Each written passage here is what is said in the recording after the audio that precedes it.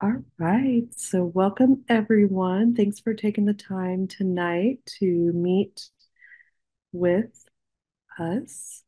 So tonight we're going to go over kind of the history of the organization, how we currently organize, our mission, reach. Then we'll talk about our current education programs, including kind of our state mushroom. We're going to talk about community programs and then research and science. So just to start off, a little bit about myself. So, I've been involved with the organization right around the time that it formed, but more seriously, once the pandemic started. So, we formed in 2019. And I had been working in tech for a while, grew up in the outdoors. I was an outdoor kid, kind of came back around after, having this desk job for a long time to being more serious about helping people connect with the outdoors, everything from urban gardening to understanding soil and the benefits of fungi. Um, so these are just some of my fun Melfies, different species of mushrooms that really kind of had an impact on my life in different points. Um, and so now a little bit about Central Texas Mycological Society. So we're a fairly new nonprofit and we're still volunteer run, but our mission is to strengthen the conservation awareness and study of mycology in communities in Central Texas as a self-directed nonprofit. And so we believe in bioculture diversity, waste diversion, ecological restoration through mycological study and community research. We envision a kin-centric ecology where members can myceliate with the local flora, fauna, and fungi to integrate with nature, each other, and themselves. And we honor the interconnectedness of all species and operate within the principles of equity and inclusion. And so we host online and in-person educational events on many topics. But we recently had one of the founding members in town during the Texas Mushroom Conference in May, and he is one of the founding members, and he started with an organization called Myco Alliance, and we partner with a nonprofit called Ecology Action, and they have a physical space just in East Austin where they have like an outdoor classroom, and we do several events throughout the year. We are doing some research on trees that I'll get into a little bit later. But that's sort of where the Mycological Society sort of started. And then when the pandemic came around, we kind of expanded things a little bit more. I know that seems kind of odd since everybody was locked down, but we started our we expanded a mushroom block recycling program, and I'll talk a little bit about that as well. But he talks a little bit about like how this kind of upcycling and recycling of spent mushroom substrate is really kind of the foundation of our organization, and how the mycelium has kind of brought everyone together. And to this day, since it's expanded, since even though he's now doing research in Mexico and he's just plays an advisor role to the Mycological Society, a lot of those foundational things that started all the way back in 2015 or so are still um, with us today. And so we honor that, and we want to definitely continue to like that tradition that really built the society. And so we have like a lot of nonprofits, we have bylaws, uh, but we organize a little bit differently. Like within, we organize within these like circles rather than kind of like hierarchical labels. And so within each circle, there's a leader. And so within each circle, leaders are chosen through consensus, and members can also self-nominate. And so there's just different activities, but we get together as like a larger group. Um, we have been trying to do it like quarterly. We have an event coming up. I'll talk about it at the end. Kind of like a more of a social event in September. And so we have right now we have 1,500 supporting members, and that's around 1,000 of those are um, you know, monetary people that pay dues and they support us monetarily. About 500 of those are people that contribute through volunteerism. So volunteers have become automatic members. And really it's just a pledge of support in different ways. And so there's discounts for members on merch and things like that. And so we do about 150 educational events in 2023, and we're pretty close to hitting that, maybe a little less this year. We reached about 20,000 students, both online and in person in 2023. And then with our recycling program, we kept about 500 tons of organic matter out of the waste. Um, and so these are just a few other kind of numbers like social media, et cetera. So we're going to talk a little bit about our education program. So some of you all may know we helped pass in 2021. We got a state mushroom, and it's called the Texas star mushroom or Coreopteris gaster, or the devil's cigar. And we do quite a bit of education programming around this mushroom. It creates a lot of excitement, surprisingly enough. Um, and so we have, I'm just going to kind of click through and show some photos. So it's unique to our area. It's only found in Texas. We were the third state to recognize a mushroom. Uh, I believe Oregon and Minnesota, they um, designated state mushrooms. Um, so yeah, we're the third state, and it's only found in Texas, um, Japan, and then this last year there were observations in Taiwan as well. We're currently working with a couple of different mycologists to get more understanding of like what chemicals are in the mushroom, because a lot of people like they want to know. It's the only mushroom in its genus, which, you know, there's not a whole lot that are that way.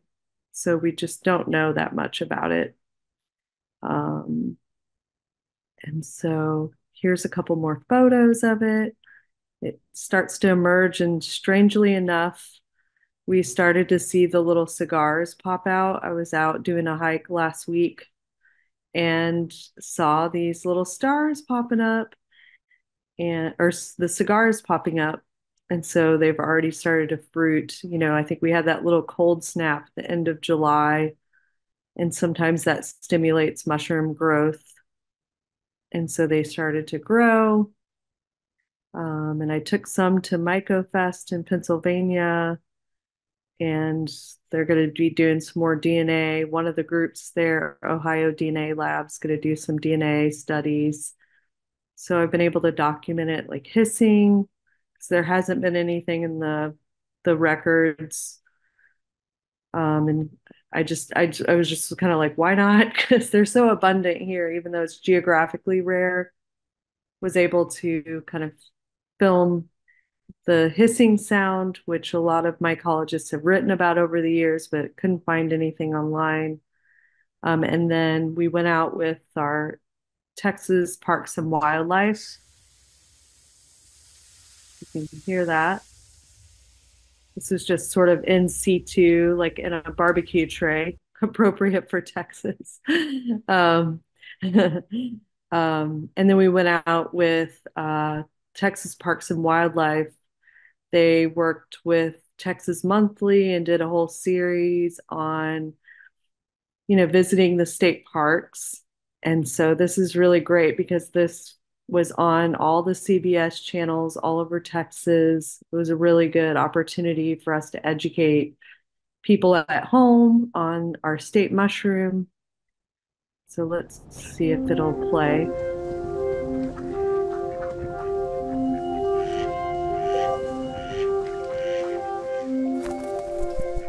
I grew up in a family that was very mycophilic, and that's a word we use for people that feel like kinship with fungi. And both my grandparents lived on farms, and so I grew up at a really young age with exposure to mushrooms. So I have a real strong passion to help people see like the bigger picture beyond just kind of like eating them, which I freaking love, but really what it comes down to is like understanding the larger picture of how fungi basically created life for us.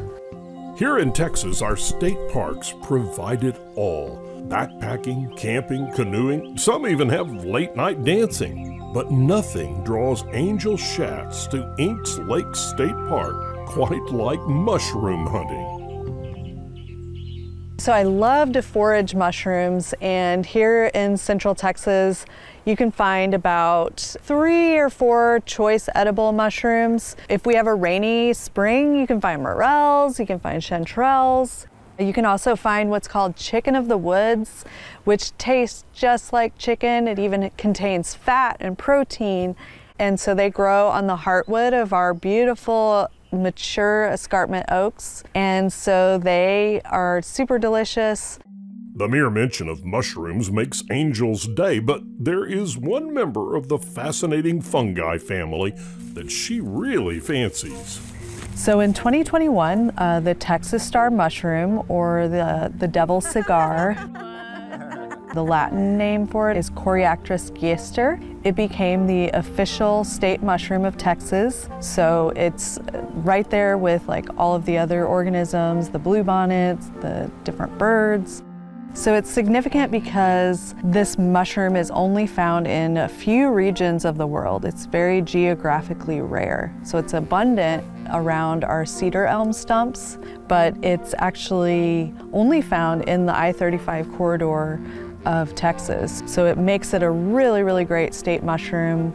Just kind of like looking around. Let's look at this stump here.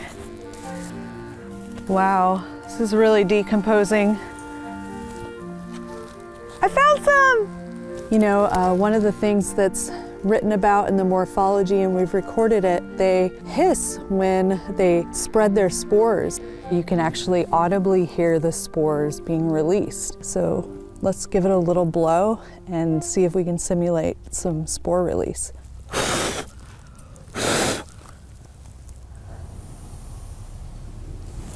Oh my God! The light hiss of the Texas state mushroom is music to Angel's ears, not just because the spores will bring about even more of these fungal wonders, but because, according to Angel, mushrooms matter. And searching for these mycological mysteries is what makes her day. When I see mushrooms, to me it feels like it's transformative. Mushrooms are these transmuters. They have the ability to do all kinds of things, like break things down, decompose things, help things stay alive by being in symbiosis with them. And so to me, fungi means life and renewal. A lot of people think of it as just this thing that has to do with death and decay. And you see that a lot depicted in popular culture, but really to me it feels like life-giving. And so coming out to state parks is like a great way to become kin and feel that you are connected to the mycelial network and to mushrooms. It's great to come out right after a rain, see what you can see, take photos, and really start to feel connected to the larger web of life. We serve all kinds of organizations, and currently, like, I mostly am dealing with inbound requests, and I say that that's like people that write us. We have a form on our website that people can fill out when they want educational programs. And so I mostly am dealing with people that come to us. And that includes everything from like public schools, master naturalist groups, native plant societies, master gardeners. We have festivals that come to us that want us to do events, breweries, wineries, dry bars. And, we put a lot of our programs, and of course, not every program that we do is up on the website, but a lot of times people request just the 101 because there's so little of that education. We get a lot of people wanting to learn Mycology 101. We have several programs on 101s, one that's more targeted towards kind of like the gardening and the outdoor, the ecology, more ecology focused. And then we have one that's more kind of tech focused that talks about all of the ways that uh, mushrooms are changing the way people kind of work with them. And so both of those I've developed, and I keep speaking notes in them. And like several of the educators, we currently have about 30 educators in our network, and people will, either remix it, like kind of take it and add their own voice to it, add a few extra slides, or they, just verbatim, like we'll just do the presentation, kind of review it a few times, get familiar with the content, and use that. We also have a foraging program that I developed last year. There had been a lot of people requesting it, and we had these like 2 years of severe drought, and so we just kind of resisted doing a lot of foraging content just because it really sets people up for disappointment. But knowing, we knew that we were going to have a little bit rainier of a year this year, and so I created a foraging program as well, and we have a fun calendar that it comes with. And so that's a program we offer. Um, we have both like an indoor mushroom cultivation, and Austin Davenport, like he developed that program and he does a lot of those classes, like indoor sterile cultivation. But it's just mostly focused on growing mushrooms, not necessarily like cloning or doing other lab specific things. So we also do a lot of composting and low tech, like we call it low tech or outdoor mushroom gardening. We do quite a lot of programs related to that. So last year we did about 60 programs related to that because our mushroom block recycling program is so popular. So it was either like teaching people how to use the blocks or just doing giveaways and handing out educational material.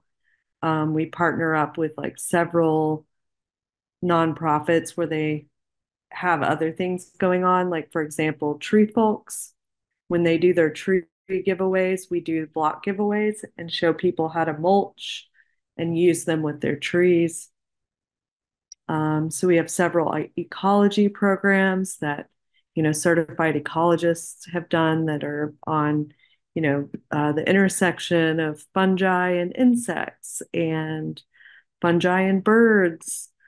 And so really like the types of programs we can offer are really endless, and the more creative we, and different, I think that that's great. So when people write us, they tell us what they're interested in, and then from there, I see who's available to do the classes, and I work on a contract potential um, with the partner that has written us, and we're starting to get some grant funds for especially people in EPA underserved. There's like a mapping system where people that are in underserved communities, we don't charge them for our services.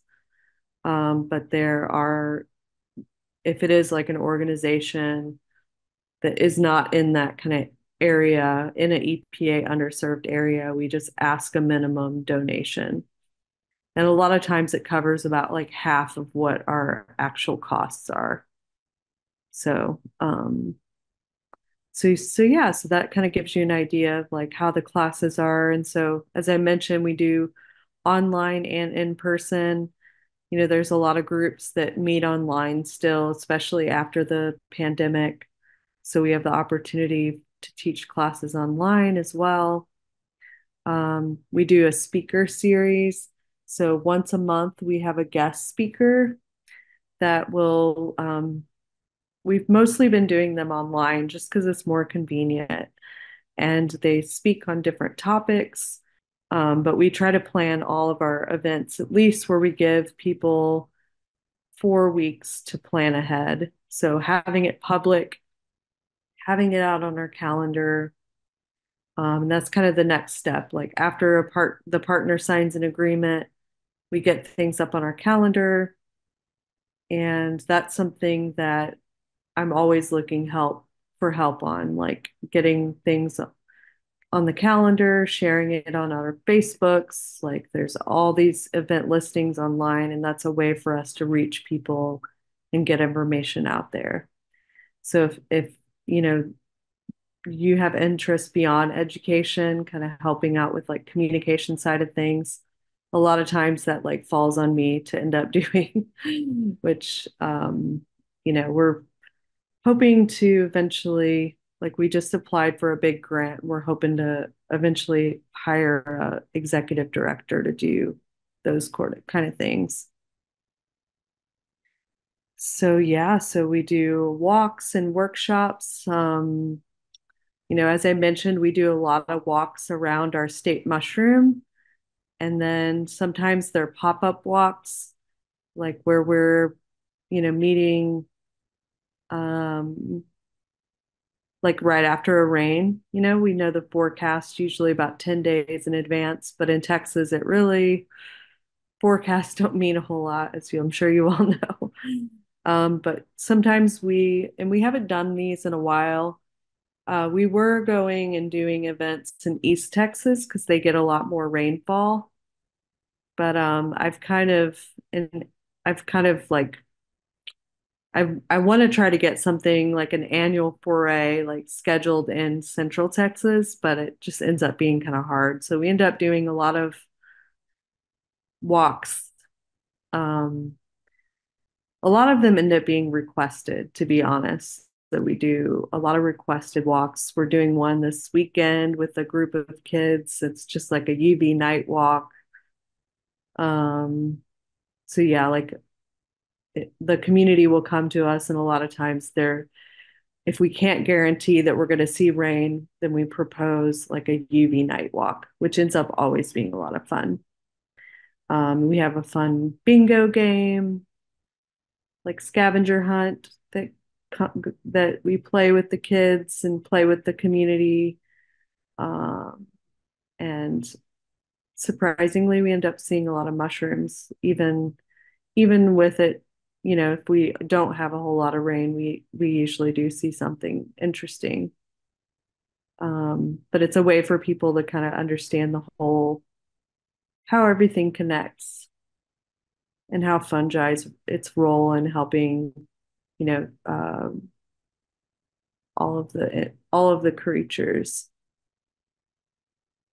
So yeah, so here's like a few other classes that she does a lot of um kind of arts and crafts with kids. She's a Montessori.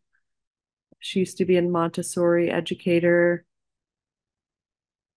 Um, Several years ago, I did kind of like an ethnomycology presentation. So there's like a 4 hour talk on like kind of sacred mushrooms and their use all over the globe. So we sometimes get requests. A lot of big festivals request that talk. I think the next time I do it, it'll be at the Oklahoma Mushroom Festival. But we also have the community program, which is our mushroom block recycling, which is probably our most popular program, like where this is how a lot of people find out about us. And so right now we're working mostly with one farm, but there's two other farms that want us to get involved. Um, Maybe four farms total. But it's something we're kind of holding off on until things get cooler. But we originally started the program, as I mentioned, all the way back in 2015 before we were a nonprofit. And Daniel was doing some experiments with mycoremediation and helping with erosion and using them in different ways at Circle Acres Preserve, which is in East Austin. And then there was a big farm, Smallhold. They've now filed for bankruptcy just this last year. And they started to produce a lot of waste. And so we started giving them away out of my front yard. There was one fella that worked at the farm, Carter. And so we just started taking them. We didn't ask permission. We were just like, we're taking your trash, like little raccoons. And we had, Snowvid. I'm sure you all remember that like crazy snowstorm. And everybody was kind of cooped up for like a week. And then there was all of this like food waste that started to come out because of everybody's freezers being shut down. And so we had a whole truckload of blocks dumped in my front yard and they were gone in like 2 hours. People just went crazy for them. And so we decided to try to, right around the same time, we got invited to do a presentation with the Texas Organic Gardeners and Farmers Conference, which was online as well. And we created a video series on ways to use them. And this was just based on some of the research that had been done at the time, teaching people how they can help with like water retention, which is a really big deal here. Help add organic matter to our soil. We don't have a lot of topsoil. And so people just started using them. And since the program started, we've had about 11,000 people sign up. It's not like a big fundraiser. We're hoping we've gotten a few small grants, but we're hoping, we just applied for two big grants this summer. So we're hoping that we can hire a volunteer coordinator and then also have funding to hire an executive director for the Mycological Society to kind of help with a lot of different things. And these are just a few more photos. This is when William Padilla Brown from Mycosymbiotics, he was in town. We did a tour of one of the recycling. This is at one of the giveaways with Tree Folks. And then we have about 30 sites throughout Central Texas, all the way down to San Antonio, where people can pick them up. And of course, it slowed down a little bit during the summer. People like to pick them up to grow mushrooms rather than use them for composting. But come September, October, things will start to pick up again with doing the cultivation, like low-tech cultivation. So this is the video series I mentioned. And so one of the goals we had in mind for, any funding that we raised for the program is to have like a way to go to schools and teach mobile. So yeah, so the last kind of section is on science and research. And so right around the time where we did like a mobile lab kickoff, which was really to generate interest and kind of develop to try to create a circle or slash committee around the mobile lab, we got the opportunity from another nonprofit in San Antonio. They're called Gardopia, and they have built a small lab to grow microgreens and do mushroom cultivation. And so they offered it as a space for us to do education. And so they're taking the month of August off, but come September, they're going to start up again. And they meet in San Antonio every second and fourth Tuesday. And they do all kinds of things from making grain spawn, teaching people how to clone, just general sterile lab practices, learning ways to use the blocks in the garden, plastic eating fungi experiments. And so Dwayne and Roxy are the leads, educator leads, but they're always looking for other people that want to help out in that space as well. And especially like I would love to see us get that all live streamed. Like so, and it doesn't have to be like a super formal classroom kind of live stream, but like a Twitch type stream, like really like, hey, we're here, we're doing these things, we're all hanging out. Because there are people that just like to learn. So yeah, so one of the things that our organization has done, and we want to expand this program as well, is working with just building out our spawn, our local genetics to use for invasive removal. So this is something that's been happening in our area for quite a while, with the help of like a mycologist named Jim Stack. They actually published a paper several years back on using turkey tail to decompose wood 11 times faster. And so we partner with American Youth Works, which does, they have the Conservation Corps, which does work in trail building and invasive removal in the Austin area, all the way down through San Antonio. And they're even in Louisiana and Kentucky now.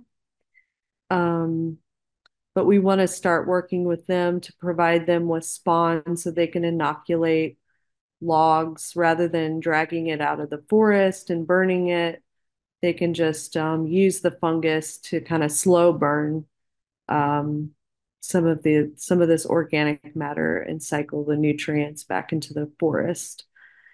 And so there's also some other experiments that are kind of emerging, using different types of fungi to inoculate wood, invasive trees, especially when they're kind of sprouting. So rather than having to use chemicals, we want to try some experiments of using different types of fungi to mitigate the growth of some of these invasives. But yeah, here's a few more photos from the Myco Research Station. There's a few people that are wanting to reactivate it. And we are somewhat reactivating it. Like we have 3 to 4 events there per year, with the Healthy Soils, Healthy Trees program. But I know that when Daniel, is one of the founders of the Mycological Society, they used it in the fall to like grow mushrooms and do all kinds of cool experiments.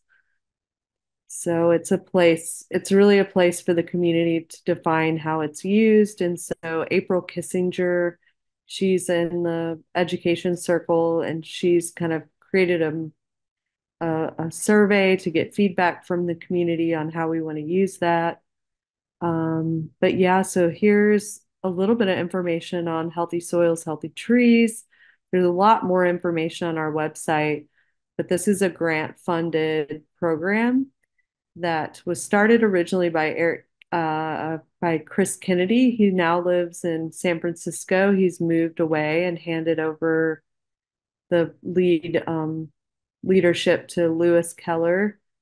But it's an initiative to look at the connection between soil health, and our forests. And so we've done a couple of tree plantings, and we use different kinds of inoculums and different types of fungus to study the growth of the tree. I believe Lewis is going to maybe try some things more in the fall around tree planting time, like maybe try some experiments just in the nursery. Um, but yeah, like the program is located. Here's a map of where the trees are planted, and it's in this area.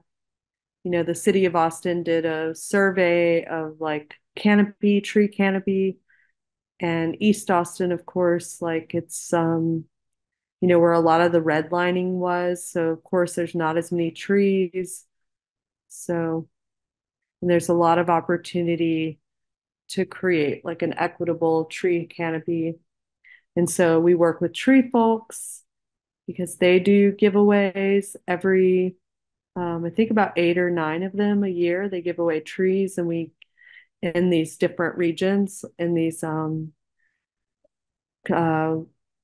tree priority based on this tree priority map. And then we give away the blocks and teach people how to use them. So these are just a couple slides of the trees that were planted, that we're studying, and then the different treatments. And we work with different soil scientists to look at the soil.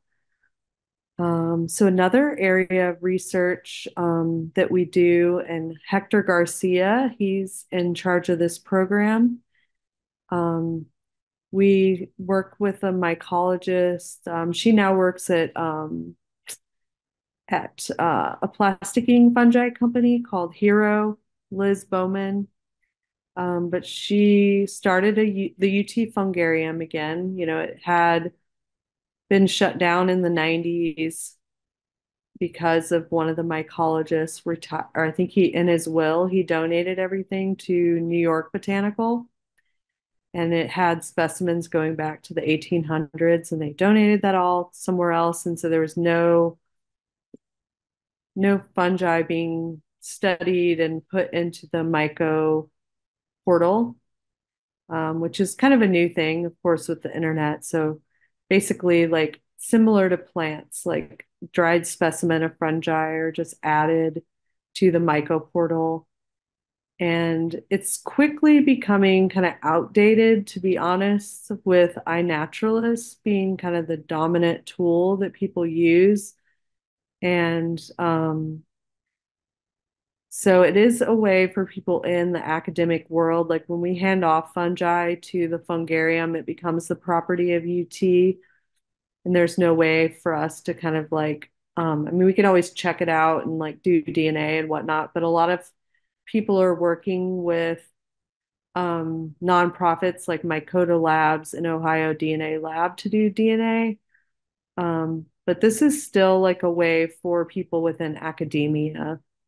And I hear stories occasionally about, there's one fungus that I just found. It was like an Ophiocordyceps fungus that I found out on the Greenbelt.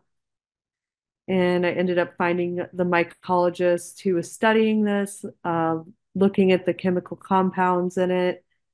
And he actually just had published a paper on this fungus, and he had used like an old specimen from the 1800s and did DNA on it.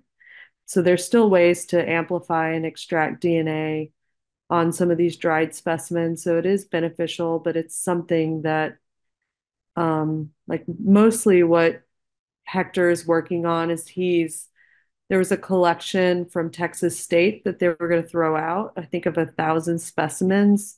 So he's working on getting that all cataloged. It's a lot of data work.